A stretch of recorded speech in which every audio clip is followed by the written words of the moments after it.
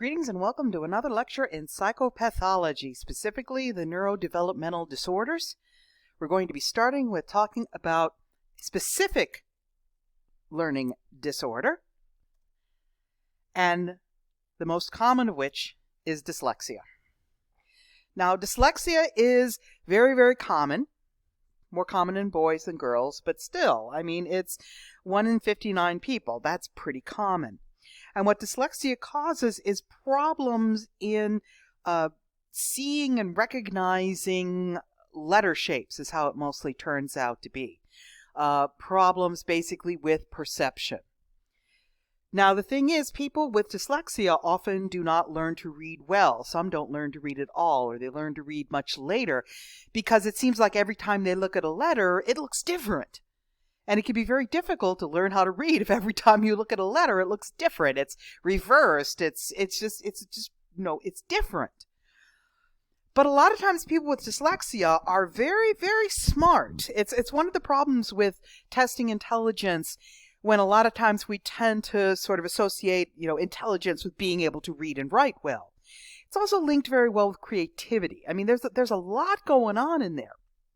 And in fact, the link with creativity might be part of the problem with the whole problem with seeing letters anyway, because creativity has in some cases been linked to slightly different brain organization than the norm.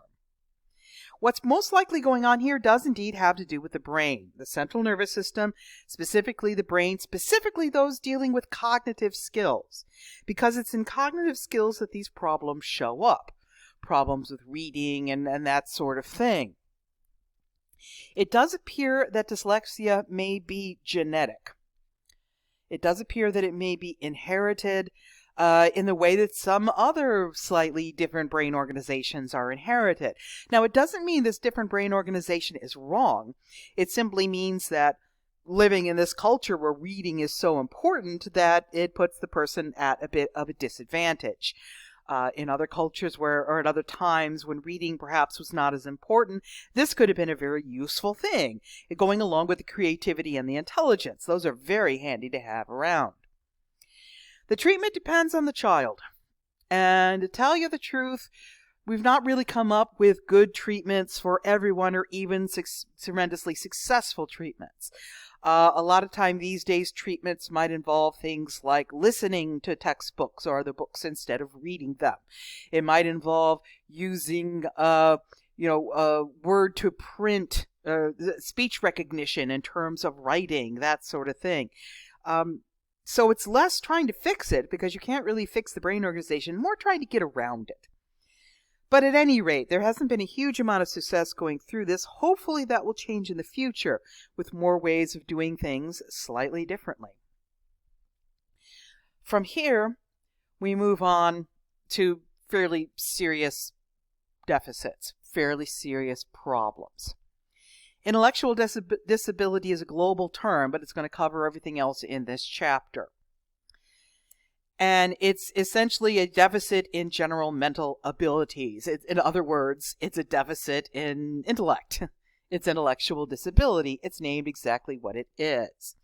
So it's not only in terms of intelligence, but it's also in terms of level of performance. So you could have somebody, for instance, who might be intelligent, but they simply cannot show it in whatever way. And this has to begin before the age of 18, these deficits. Sometimes they begin in very early childhood or even in infancy. Other times they come about later. It depends on the cause. And there are as many causes for intellectual disabilities as there are people with intellectual disabilities. But I will point out that if a person develops these problems after the age of 18, it's not considered an intellectual disability. It's considered a dementia. So intellectual disability goes along with it being diagnosed in childhood and adolescence. There are various levels of intellectual disability. And these levels include IQ scores. They include sort of the equivalent in a non-disabled person. And they also then include how well the person can function.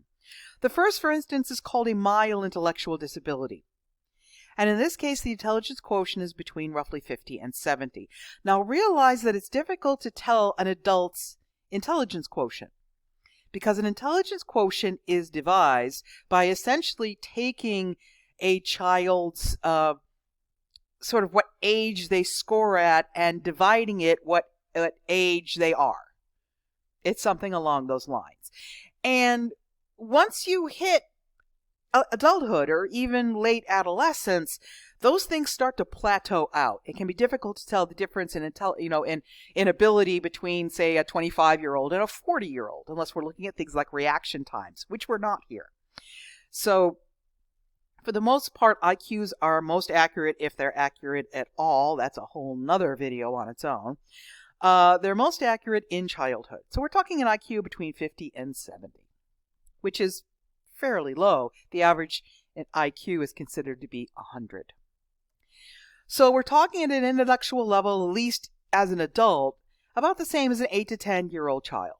Now, 8 to 10-year-old children could do quite a few things, but they normally cannot function, at least not the average kid, can't function at the level of an adult. Socially, they have the same sort of adjustment, the same sort of social behavior and ability to interact as an adolescent, probably an adolescent on the younger side. Your 12, 13, 14-year-olds, which means that they can do quite a bit, but they very often need supervision to protect themselves, and sometimes they may overreact to people around them without meaning to. A moderate intellectual disability is an IQ between 35 and 50. Again, this is pretty low. We're talking about an intellectual level similar to a 4 to 7-year-old. So we're talking about basically here kindergarten. And so we're really getting into limitations here. We're really getting into that what these people can do, particularly as adults, is getting quite limited. And they often have physical issues as well. What usually is considered to cause this, we'll talk about this in the next slide, but a lot of this is biological. And if you're going to affect the brain enough to affect intellectual levels, you're also going to affect it enough to affect everything else, including movement, balance, all those other things. A severe intellectual disability is an IQ from 20 to 35. Now, these people, I mean, we're talking... There isn't really an intellectual level, but we're talking younger than 4 years old. And so these individuals are going to always require other people to take care of them. They can't take care of themselves any more than a 2-year-old can take care of themselves. Even though they may physically be an adult, intellectually, they can't do it. There is one level before this, which is profound. Profound intellectual disability has an IQ before 20. In other words, it's essentially not measurable. It's pretty bad. And oftentimes, the intellectual disability in this case comes along with severe physical malformations as well, brain problems, that sort of thing. Maybe even non-brain problems. I mean, it's serious issues where we're getting into profound intellectual disability. Needless to say, these people can't take care of themselves either. Not at all. Possible causes. Now, I mean, in some cases it does appear to be genetic. That there is a problem with something that is inherited. It actually isn't necessarily inherited as in genetic, but maybe more chromosomal. We know that there are a number of ways that chromosome problems can translate into intellectual disability. Down syndrome, having an extra copy of chromosome 21. We're going to talk more about this later. In fact, this overlaps really seriously with the organic intellectual disabilities that I'm going to be talking about in the next videos. Fragile X, where particularly males inherit an X chromosome, but there are issues with it. And the X chromosome has some very important things on it. If an individual doesn't have a fully functioning X chromosome, they're going to have some serious problems. So these can be inherited. They're definitely there from birth. The thing is, though, like everything else, these are on a spectrum. Even Down syndrome. Down syndrome can be really serious. Down syndrome can be relatively mild. And so sometimes when things aren't glaringly obvious, like oftentimes with Down syndrome it may be, or some of these other organic issues, it might be difficult to tell whether the person has a biological issue or they simply have a psychological one that has come from learning, that has come from exposure, experience. We don't know. Other possible biological but not genetic causes can include infections and toxic agents. There's any of a number of infections, both before, really before, but also to some extent after birth, that can cause some serious problems. Encephalitis can cause problems in a developing fetus/embryo, or embryo/fetus, I should say. Genital herpes. If herpes gets into the eye, it can then get into the brain, can cause serious problems, which is why women are tested for genital herpes before they give birth vaginally. Syphilis can do a number on a developing fetus. HIV, German measles. German measles, if a woman catches German measles while she's pregnant, that developing fetus could wind up being blind, deaf, or both. Various other medications can cause serious problems. Carbon monoxide poisoning, lead poisoning, alcohol poisoning, overdoses. All of these can disrupt development of any sort of fetus/embryo, or even of a very young baby. I mean, there's a lot of development that goes on in babies in the first year or two.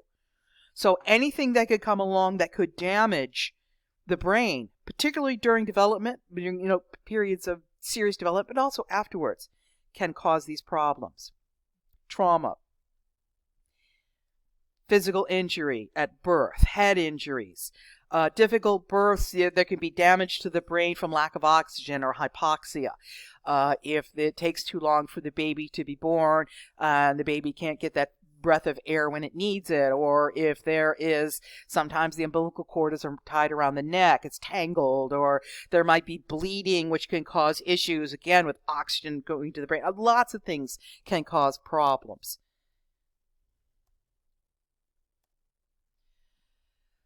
More causal factors. Ionizing radiation. Okay.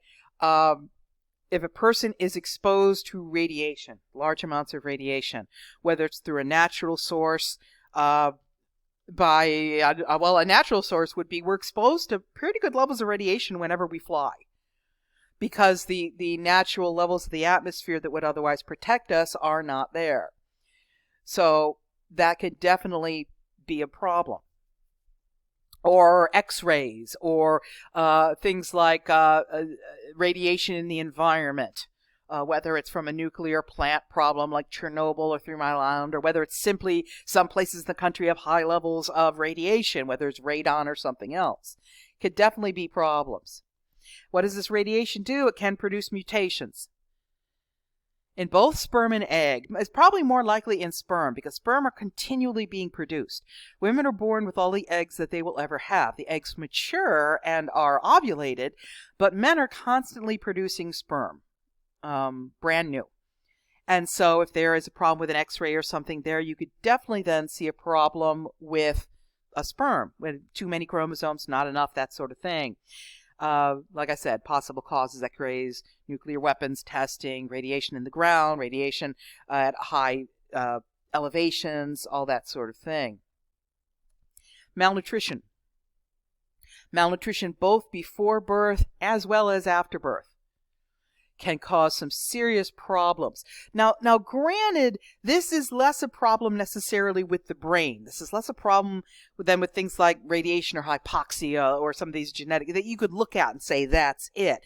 A lot of it seems to be more that children who are malnourished are not really lively often. They are not curious. They're not interested in learning. They are just dull.